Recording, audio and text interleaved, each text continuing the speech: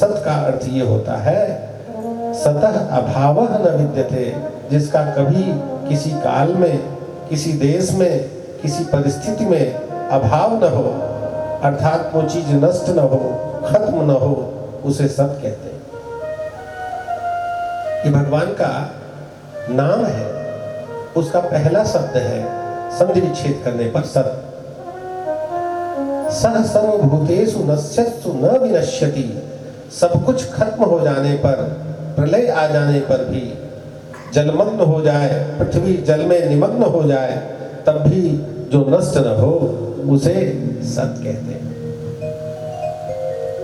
और कृष्ण कैसे हैं? सत स्वरूप है, वो परमपिता हमारे हैं। व्यास जी कहते क्या है? सर्वप्रथम स्वरूप की वंदना करते हैं कि ऐसा सत जो यत्र तत्र सर्वत्र विराजमान हो, उसे सत कहते हैं। हम यहां पर हैं, लेकिन हमारा अस्तित्व प्रयागराज में नहीं है, लेकिन कृष्ण यहां पर है। कृष्ण का अस्तित्व प्रयागराज में, कृष्ण का अस्तित्व द्वारकाधीश में, कृष्ण का अस्तित्व वृंदावन में, यहां तक कि कण कण में है, अर्थात वो सत्य है। दूसरा शब्द ध्यान से सुने, चिद कहते हैं ज्ञान को। भगवान क्या है? ज्ञान स्वरूप है। अर्जुन से भी भगवान कहते हैं कि हे अर्जुन, ज्ञानियों का ज्ञान मैं हूं, ज्ञानवताम ज्ञानम अस्मि। लेकिन कौन सा ज्ञान? परम ज्ञान और साधारण ज्ञान सब कृष्ण है। हम सब साधारण ज्ञान होता है तो हम सब अच्छा पहनते हैं, अच्छा खाते हैं, अच्छी दिशा में चलते हैं, अच्छा जीविकोपार्जन के लिए प्रयत्न करते हैं। ये तो साधारण ज्ञान है। क्या कभी हमने सोचा अपने दरवाजे पर बैठे हुए कुकर शुकर को देख करके, कीट पतंगों को देख करके, उनकी दुर्दशा को देख करके कभी हमने सोचा कि वो भी किसी समय हम लोगों की तरह मनुष्य रहे होंगे और आज बेचारे एक रोटी के लिए दर दर ठोकर खा रहे। छोटे छोटे कीट पतंग। भगवान बुद्ध तो कहते थे कि हम मुक्ति चाहते ही नहीं जब तक कि कीट पतंगों तक की मुक्ति न हो जाए। हमें मुक्ति नहीं चाहिए। ये तो स्वार्थ हो गया ना। हम परमार्थ पर विचार करें। ऐसे भगवान बुद्ध हमारे सनातन धर्म में भगवत अवतारों में माने जाते हैं, जिन्होंने कहा कि हम तब तक मुक्ति नहीं चाहते जब तक कि संसार में सभी 84 लाख जीवों की मुक्ति न हो जाए।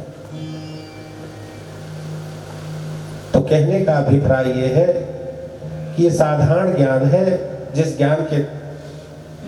ज्ञान को लेकर के हम जीविकोपार्जन करते हैं, जीवन शैली चलती, जीवनचर्या चलती है। लेकिन क्या हमने सोचा कि शरीर किस तरफ जा रहा है? जैसे सत्य विराजमान है यत्र तत्र सर्वत्र, वैसे ही भय भी विराजमान है और शरीर बुढ़ापे, रोग और मृत्यु की तरफ बढ़ रहा है। अस्य लोकस्य महत् भयम् जरा व्याधिश्च मृत्युश्च। बहुत सारे भय हैं घर संसार में। हम ताला लगाते हैं भय के कारण, हम मोटरसाइकिल पे, स्कूटी पर हेलमेट लगाते हैं भय के कारण, हम बरसात में छाता लगाते हैं भय के कारण। गांधी जी को लोग कहते थे, हे गांधी जी आप बंदूक क्यों नहीं लेते, आप बंदूक लेकर के क्यों नहीं चलते? तो गांधी जी कहते थे कि भय के कारण लोग बंदूक लेके चलते हैं, तलवार लेके चलते हैं, हमें भय नहीं है। सुंदरी को अपने रूप का भय है, राजा और मंत्री को अपनी सीट का भय है। यत्र तत्र सर्वत्र भय दिखाई पड़ता है, लेकिन सबसे बड़े 3 भय हैं। और वो 3 भय कौन सा है? वो रोग, बुढ़ापा और मृत्यु। और शरीर उधर ही पड़ रहा है। तो क्या कभी हमने सोचा है कि चोला जब बदलेगा तो हम, हे प्रभु, अगर अपनी गोद में न ले सकना, मुक्ति जाने अनजाने गलतियों की वजह से मुक्ति ना हो सके, तो कम से कम मनुष्य तन फिर से देना। और ये सोचने की जो क्षमता है, यही असली ज्ञान है। अच्छा भोजन, अच्छा वस्त्र, अच्छा घर, ये तो साधारण ज्ञान है। अच्छी पढ़ाई, अच्छी नौकरी, अच्छा बिजनेस, ये साधारण ज्ञान है। क्योंकि आप जिस परिवार में पैदा हुए, न गोत्र बदलेगा, न तो आपका कुछ बदलने वाला है, आप कुल बदलेगा, न परंपरा बदलेगी। सब चीजें जो है अब बदल क्या रहा है, शरीर परम भय की ओर जा रहा है, कठोर भय, वो क्या है, मृत्यु। लेकिन हमारा जो सनातन धर्म है वो पुनर्जन्म और आत्मा के अस्तित्व को मानता है। तो इस विषय में अगर गंभीरता से सोचें तो वही वास्तविक ज्ञान है, अर्थात ज्ञानम आत्मादि पदार्था नाम अवबोधः। अपने आत्मा के बारे में अगर हम एकांत में विचार करते हैं तो उसी को ज्ञान कहते हैं। और पाश्चात्य विद्वानों ने तो ज्ञान को मित्र बताया है कि ज्ञान ही अपना वास्तविक मित्र है।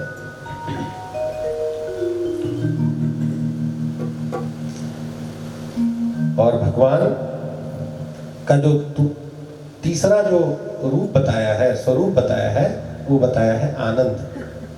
चिद माने ज्ञान, सत माने सदा विद्यमान रहने वाला, और आनंद तीसरा स्वरूप है, सच्चिदानंद।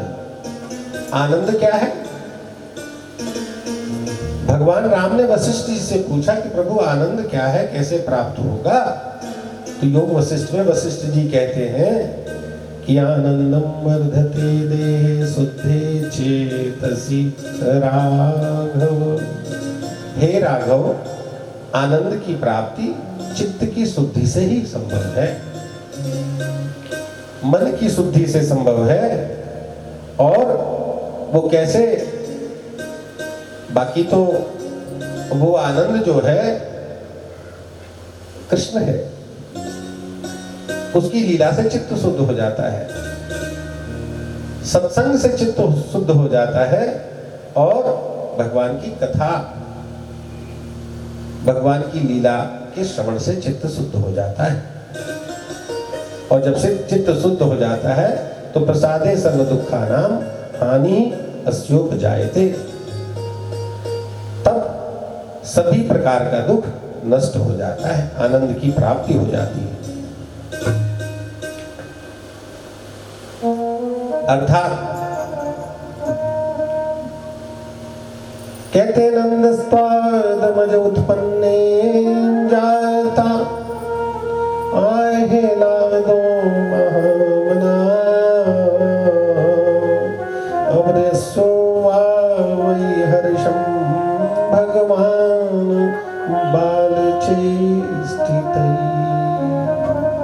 ये आनंद दिखाई पड़ता है भगवान की कथा में, और छोटे से बाल कृष्ण में, बाल मुकुंद में, उनकी लीलाओं में।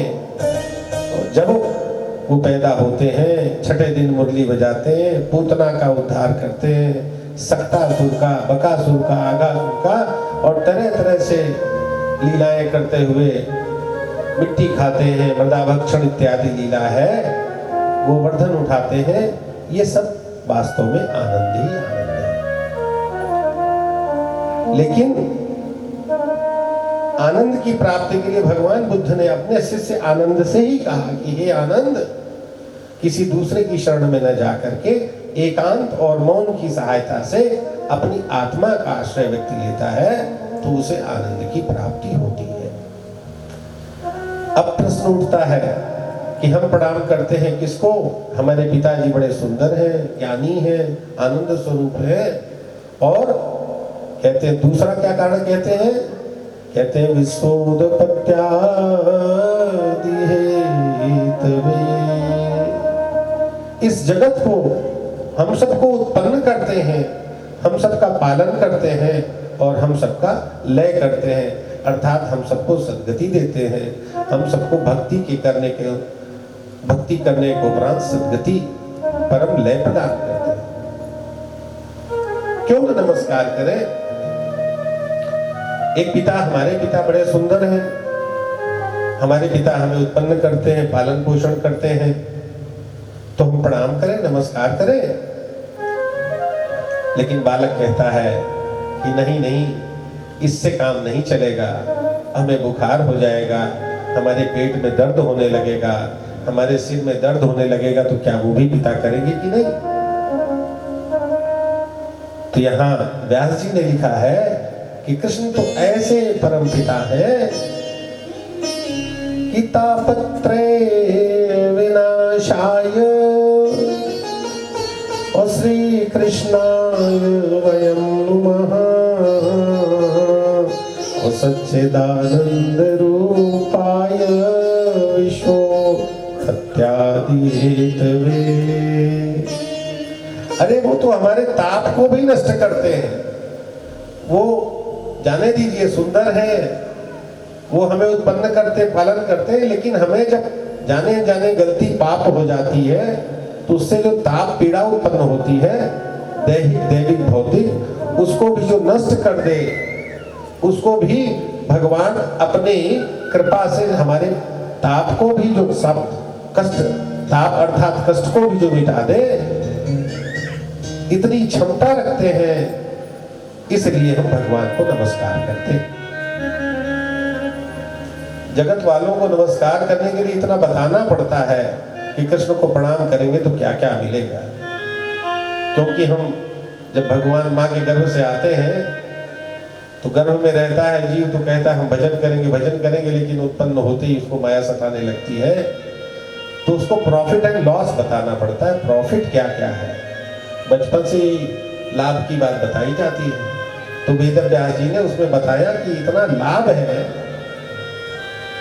कि दैहिक दैविक भौतिक 3 प्रकार के ताप होते हैं, लेकिन कुछ अपने मन इत्यादि शरीर से उत्पन्न व्याधियां, कुछ आसमान से बिजली बादल फट जाए ऐसी, एक्सीडेंट वगैरह हो जाए वैसे भौतिक है, और कुछ आसमान से बिजली वगैरह जो गिर जाए वो दैविक